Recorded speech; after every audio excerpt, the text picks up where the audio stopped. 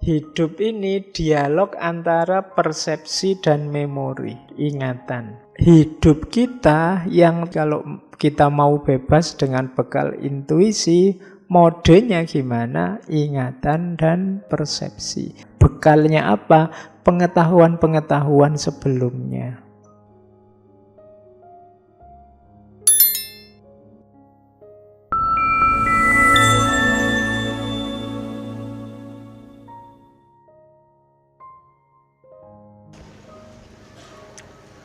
Bismillah. Assalamualaikum warahmatullahi wabarakatuh. Bismillah, kita malam ini mulai ngaji lagi. Terus selanjutnya ada teori tentang waktu dari Bergson. Kalau ini kemarin waktu kita ngomong waktu sempat disinggung sedikit. Jadi waktu itu ada dua, ada waktu matematis, ada waktu murni.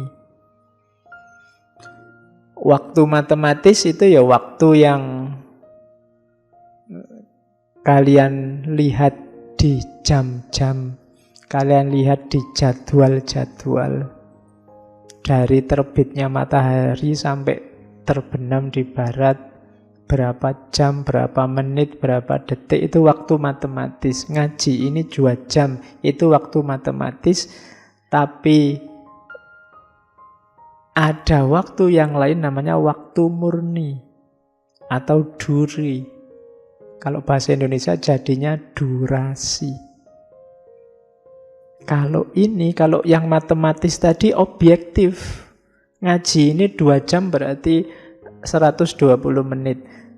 Tapi kalau durasi, ini sifatnya subjektif, sesuai kesadaranmu masing-masing.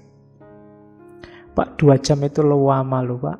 Ada yang 2 jam itu cepat Pak, harusnya lebih panjang lagi, ditambahi tanya jawab lah, ditambahi ngobrol apalah, ditambahi. Itu sifatnya subjektif.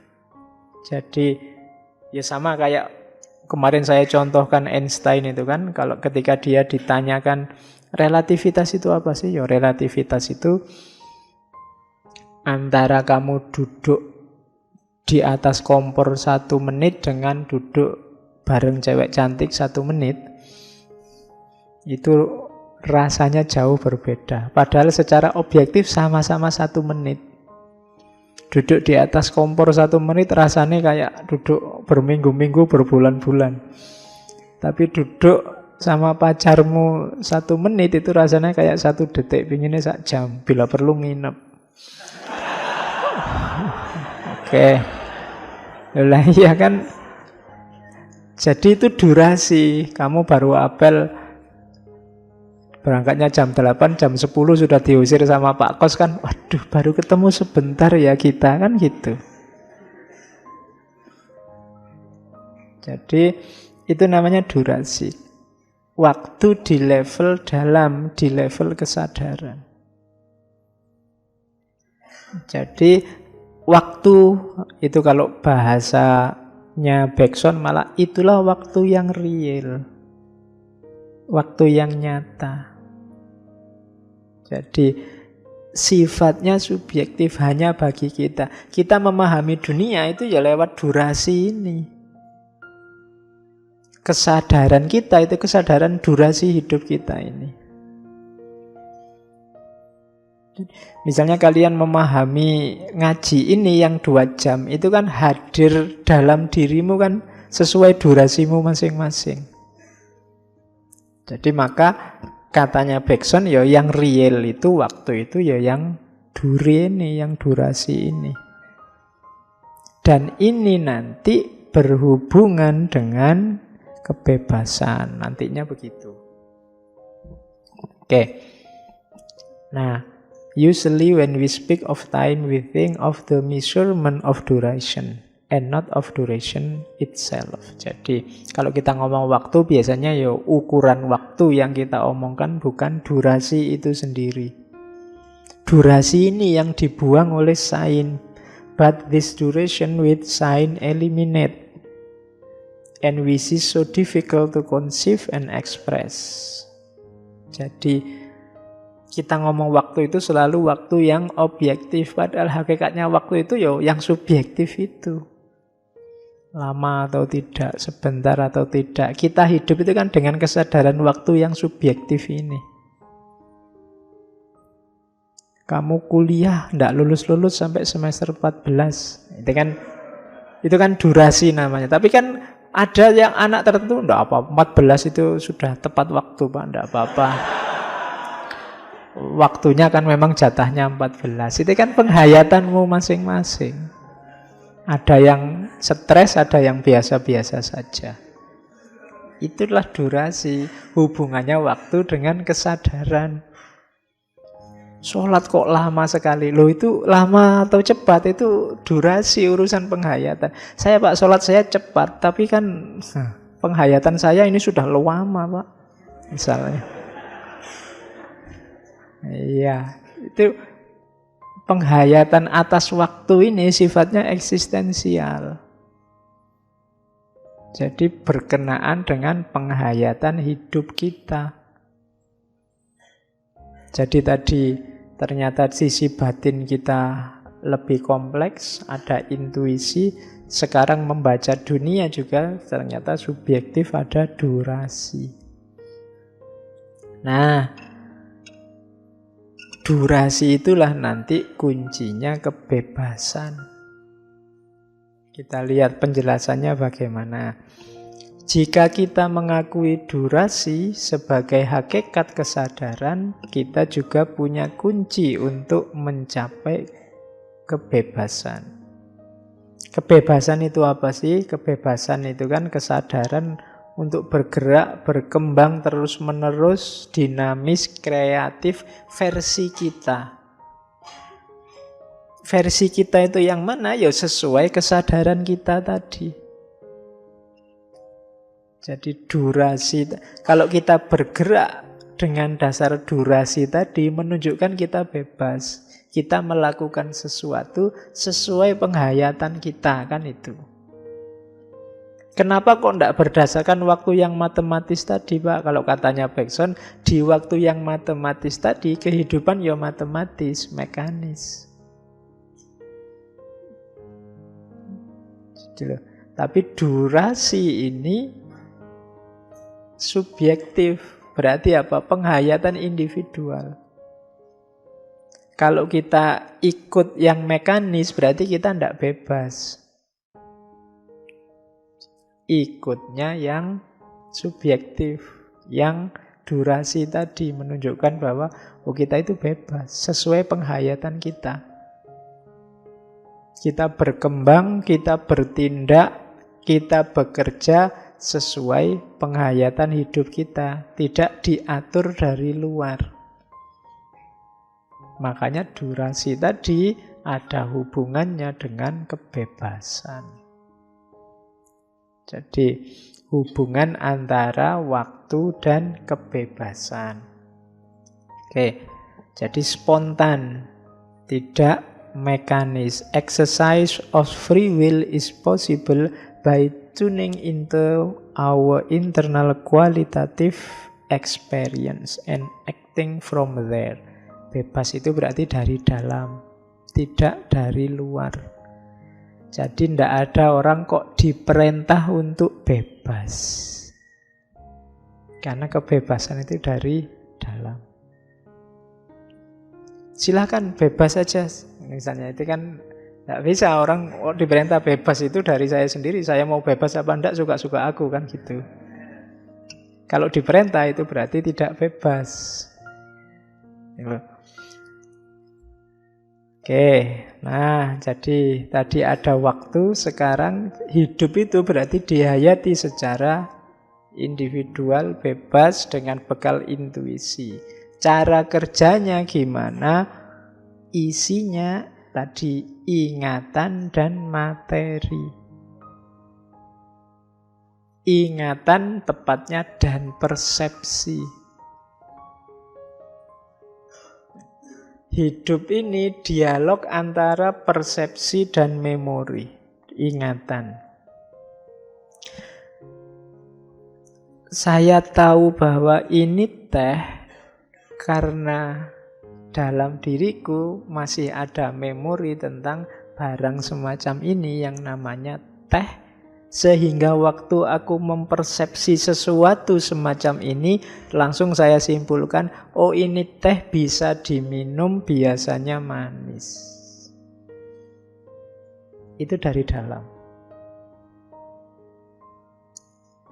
Jadi hidup kita yang tadi kalau kita mau bebas dengan bekal intuisi, modenya gimana? Ingatan dan materi atau ingatan dan persepsi. Kita ya, saya tadi bilang ada hubungannya dengan panca indera ya, ada hubungannya dengan akal ya, tapi cara kerjanya subjektif sehingga nyambungnya dengan intuisi. Penghayatan hidup yang individual. Bekalnya apa? Pengetahuan-pengetahuan sebelumnya. Itulah memori. Kemudian nyambungnya sama persepsi. Jadi begitu tadi saya lihat minuman ini, teh ini dalam diri ini kerja. Ingatan bekerja, persepsi bekerja, intuisi juga bekerja. Jadi ingatan itu saya lihat ini diinformasikan bahwa oh yang kayak gini kemarin-kemarin itu namanya teh. Bisa diminum, rasanya manis. Dari mana kesimpulan ini muncul? Karena tadi saya sudah lihat barangnya, dulu juga sudah lihat barangnya. Sekarang lihat ini, keluarlah informasi itu. Cuma ini tidak ada gunanya kalau tidak saya hayati secara personal. Hubungannya apa sama diriku sekarang, barang ini? Oh ini disuguhkan padaku untuk diminum. Ini penghayatan namanya.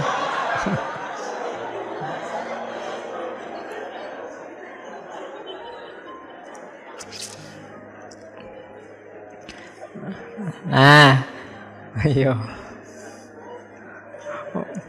Oke ya. Itu contoh ingatan dan persepsi yang agak berjarak. Jadi yang lahir mikir kemana, dia mikir kemana. Terus jadi ada ingatan, ada persepsi, terus dukungan penghayatan individual lewat durasi dengan alatnya namanya intuisi. Seperti inilah hidup kita. Jadi kalian memahami apapun itu prosesnya semacam ini. Diawali dari persepsi, terus dipahami melalui memori,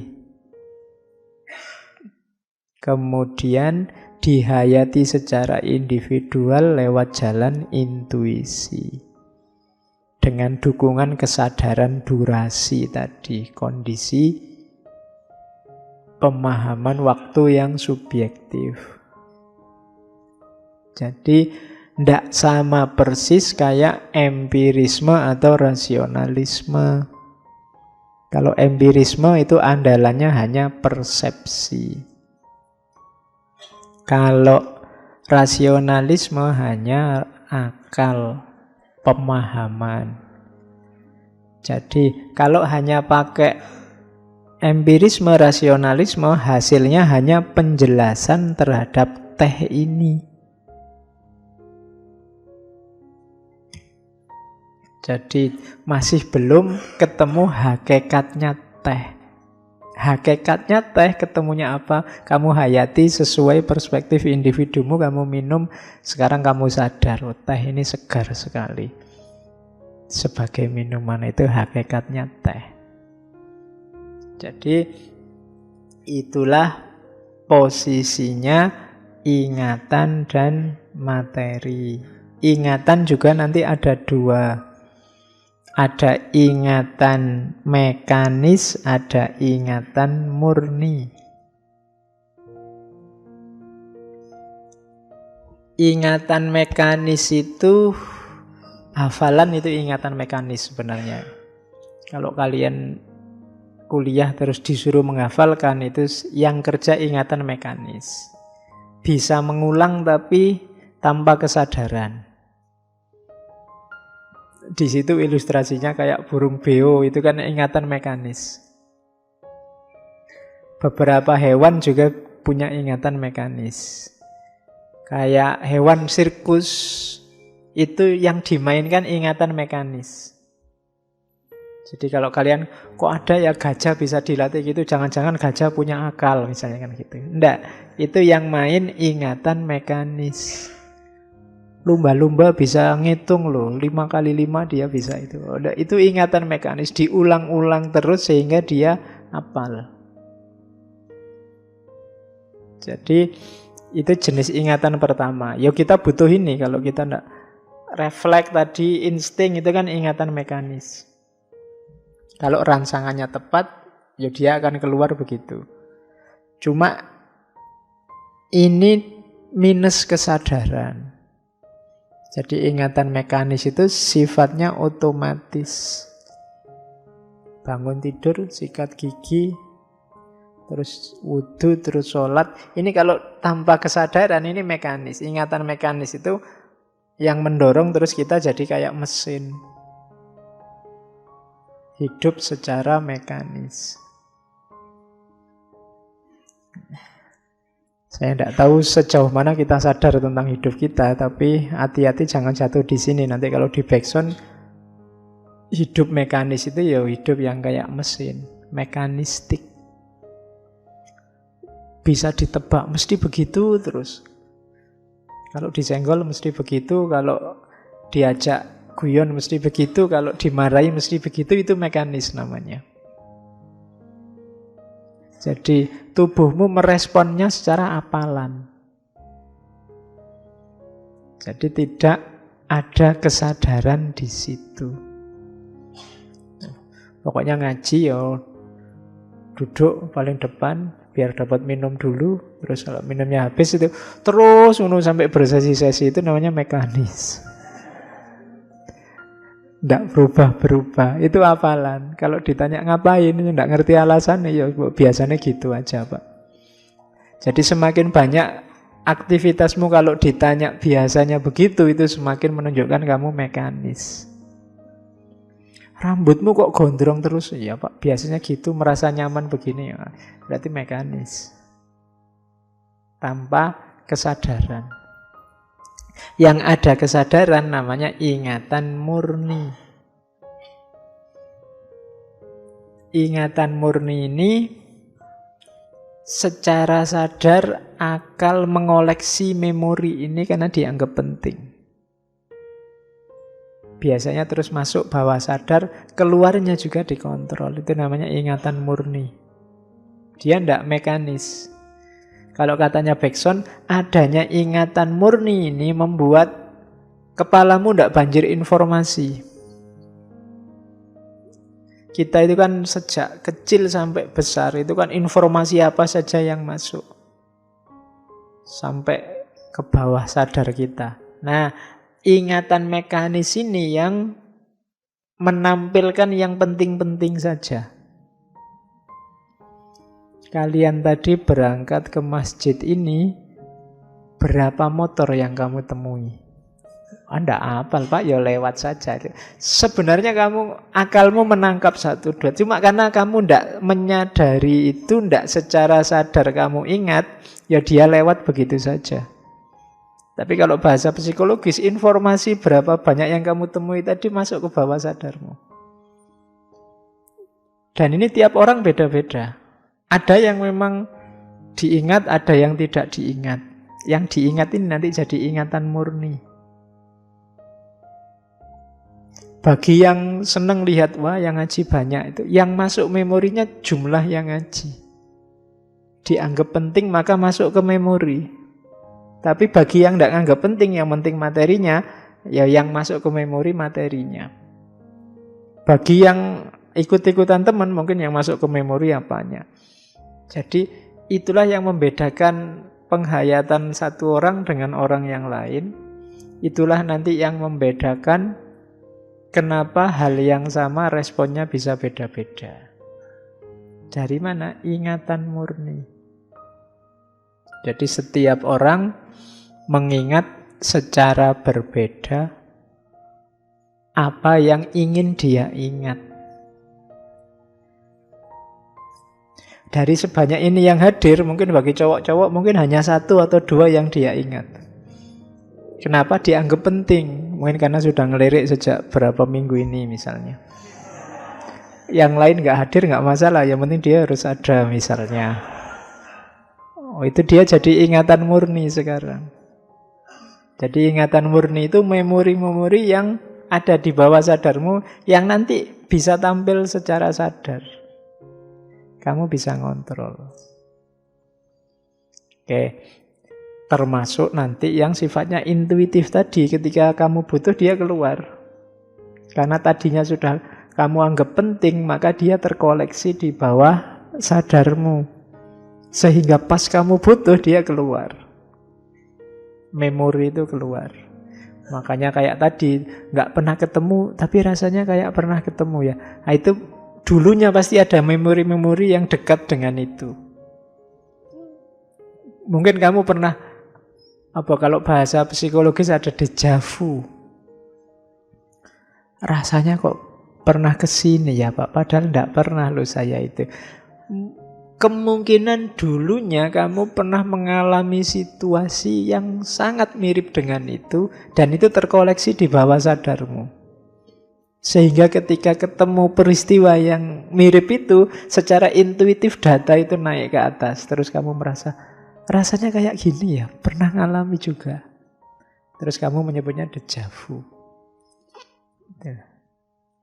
Jadi mungkin kamu pas kemana, naik gunung sendirian itu kan. Loh, rasanya kok kayak gini, pernah rasanya lah. Ya memang kamu jomblo terus, jadi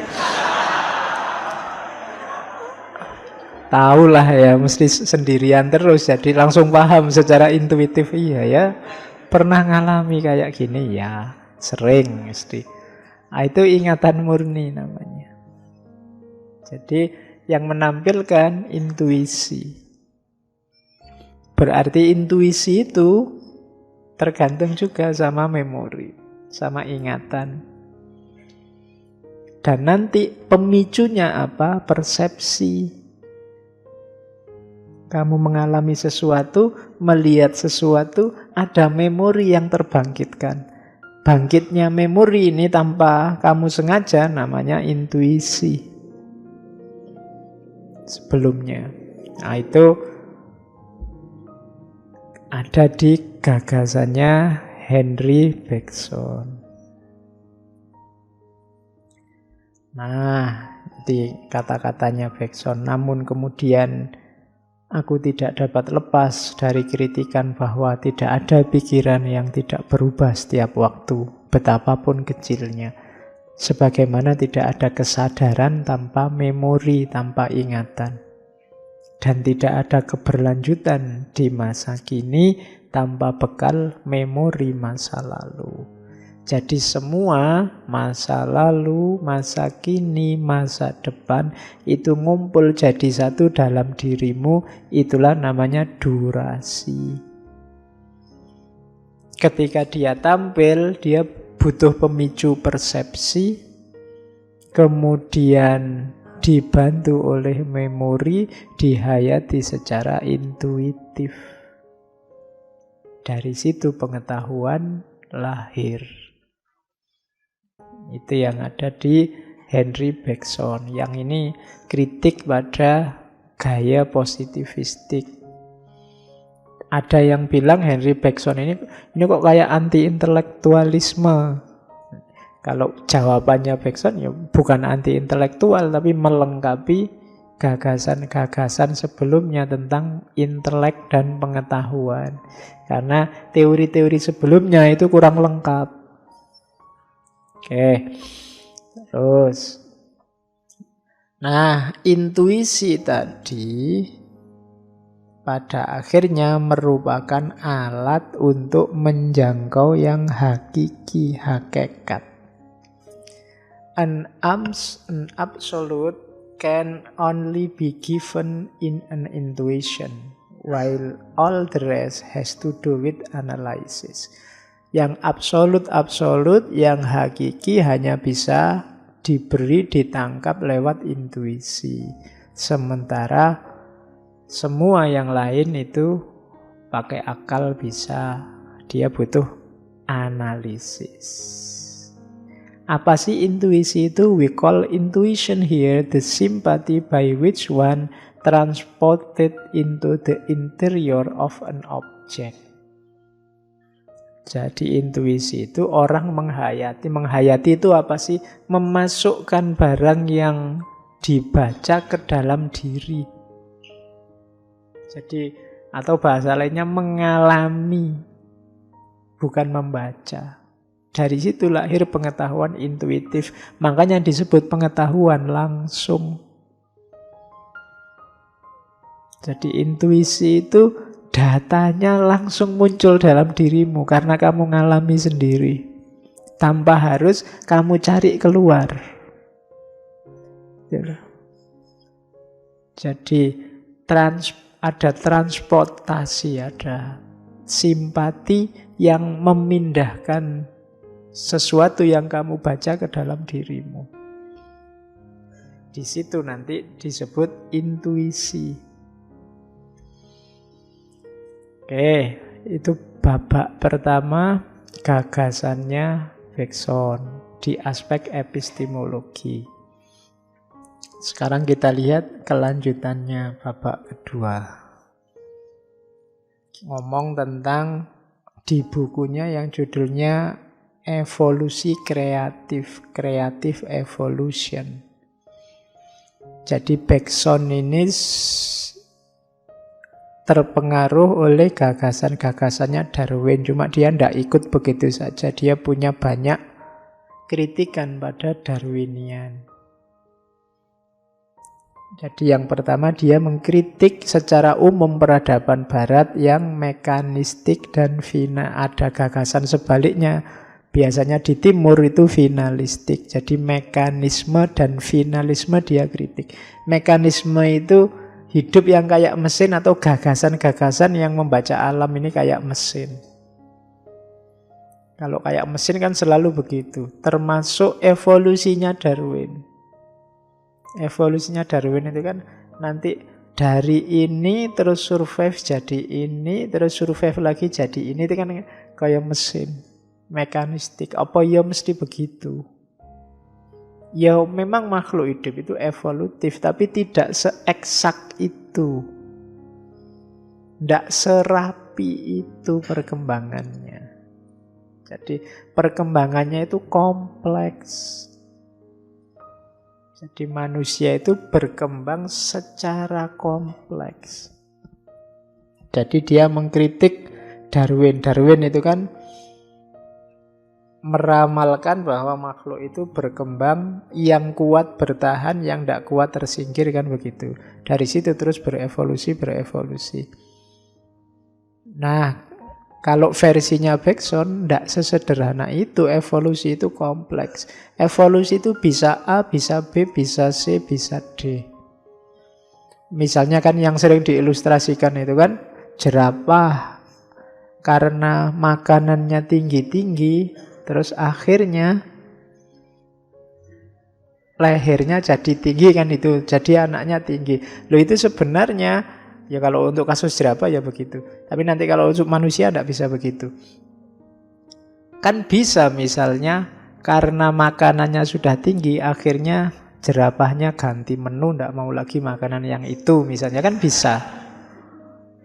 Kan ada cerita misalnya kambing itu di wilayah tertentu ada yang sampai makan kertas segala karena rumputnya habis. Gitu loh. Jadi evolusi itu tidak bisa diramalkan seeksak itu. Jadi itu kritiknya, tidak mekanistik, tapi dia juga mengkritik finalisme. Finalisme itu ya apa, ada puncaknya, ada finalnya. Manusia itu bla bla bla bla, puncaknya semacam ini. Itu dia juga tidak setuju. Lagi-lagi sama, tidak sesederhana itu. Jadi hidup ini kompleks, tidak bisa kamu ramal kepastian-kepastiannya. Apalagi yang hubungannya sama manusia. Baik mekanisme maupun finalisme itu tidak bisa menjelaskan proses evolusi yang sejati, Yang hilang apa? Aspek kreatifnya. Evolusi itu kan melahirkan sesuatu yang baru. Lahirnya sesuatu yang baru ini kreatif sifatnya. Bisa macam-macam. Yang di teorinya Darwin dan kawan-kawan belum kelihatan. Masih kelihatan mekanis. Nah, itu kritiknya pada mekanisme. Nah, kita lihat sekarang apa itu evolusi kreatif. Jadi evolusi ya, manusia juga berkembang, berubah. Cuma evolusi itu perkembangan yang kreatif, meliputi segala hal. Ya kesadarannya, ya kehidupannya, ya kenyataannya. Kemudian sangat kompleks. Jadi tidak sesederhana yang digambarkan oleh Darwin. Jadi misalnya manusia itu kompleks. Kalau di situ dijelaskan panca indera misalnya. Dulu panca indera manusia itu kan kita melihatnya mata untuk melihat, telinga untuk mendengar. Tapi kalau dalam pandangannya Bergson, semua hal itu awalnya untuk survive. Jadi makhluk hidup, fungsi indera pada makhluk hidup itu bukan untuk memberikan gambaran tentang lingkungan, bukan untuk memahami lingkungan, enggak. Pemahaman itu nanti. Yang pertama-tama apa? Untuk bertahan hidup. Jadi apapun yang kita miliki itu sebenarnya untuk bertahan hidup. Jadi tidak untuk kalau mata ini hanya untuk mendengar, enggak. Hanya mata untuk melihat atau telinga untuk mendengar, enggak. Kurang lengkap. Mata itu untuk melihat sekiranya bisa membuat kita survive. Telinga akan mendengar sekiranya yang membuat kita nyaman, membuat kita survive. Makanya yang kita dengar, yang kita lihat kan sesuai kebutuhan survival kita. Itu kalau secara psikis, pada akhirnya yang ingin kamu pahami, yang ingin kamu lihat, yang ingin kamu pelajari, itu sesuai keinginanmu. Sesuai kebutuhanmu. Sehingga nanti orang jadi kompleks. Isi kepalanya macam-macam. Sesuai persepsi dia untuk survive. Dan ini berpengaruh dalam kehidupan. Tak ilustrasikan ya, zaman saya mahasiswa dulu ada koran yang menggambarkan manusia nanti sekian ratus tahun yang akan datang. Yang pertama sosoknya kurus karena kurang matahari, karena diperkirakan bumi ini semakin lama semakin mendingin. Akhirnya manusia masa depan itu kulitnya pucat kurus. Terus bibirnya panjang, jadi tidak lebar lagi. Konstruksi mulut lebar itu kan sesuai makanan kita sehari-hari. Nah, besok lama-lama orang itu kan apa-apa sekarang pakai pil, pakai suplemen. Ya kan, tidak makan, tidak apa-apa, diganti suplemen. Apa-apa diekstrak, dikecilin. Lama-lama butuhnya kan kamu gini terus, minum pil terus. Wajib mulutnya maju terus. Jadi sekian ratus tahun yang akan datang, mulutmu nggak butuh lebar-lebar. Jadi cukup kecil aja ya. Terus matanya jadi besar dan merah. Kenapa? Polusi. Udara semakin tidak ramah. Jadi sekian ratus tahun mata-mata kita ini, apalagi sekarang ada HP. Jadi tidak sehat terus. Dan ini nanti mengubah struktur badan kita. Jadi matanya jadi merah. Terus rambutnya gundul. Karena lagi-lagi polusi. Tangannya jadi panjang. Jari-jarinya lekat karena tidak banyak aktivitas lagi. Paling kayak alien itu akhirnya cuma butuh laptop, butuh apa-apa kan butuh itu. Jadi jarinya tinggal 2 apa 3 gitu aja. Tidak butuh 5. Jadi lama-lama begitu. Kenapa? Ya adaptasi untuk kehidupan. Jangan dikira kan kita misalnya khawatir bensin nanti langka. Ya pada akhirnya manusia akan menyesuaikan diri dengan habisnya sumber daya itu. Dan itu yang terjadi terus-menerus. Itu yang orang ingin apa, alam semesta materi menyediakan apa, ini selalu terjadi dialektika. Dari situlah nanti muncul evolusi kreatif. Jadi perkembangan yang tidak tunggal tapi kompleks. Jadi yang dari manusia yang mulutnya lebar jadi mulutnya sempit, maju. Nanti matanya jadi merah, rambutnya jadi habis, dadanya jadi besar. Saya masih ingat dadanya besar karena tiap hari menghirup polusi tadi. Wajahnya agak pucat. Persis alien akhirnya kita. Sekarang kita anggap alien, tapi mungkin besok kita inovasi ke sana. Ya jangankan gitu. Postur manusia hari ini kalau dibandingkan kalau ada nenek moyangmu dari tahun sekian abad yang lalu hidup lagi, mungkin ya kaget manusia hari ini kok jadi kayak gini semua. Nggak kayak zaman kita tegap-tegap, gagah-gagah, sekarang kecil-kecil. Dulu orang bisa 10 meter katanya, itu Nabi Adam berapa meter katanya. Kalau Nabi Adam sekarang ada itu mungkin, loh kok kecil-kecil manusia hari ini. Heran dia. Jadi ada evolusi kreatif. Tidak sesederhana yang dijelaskan oleh Darwin.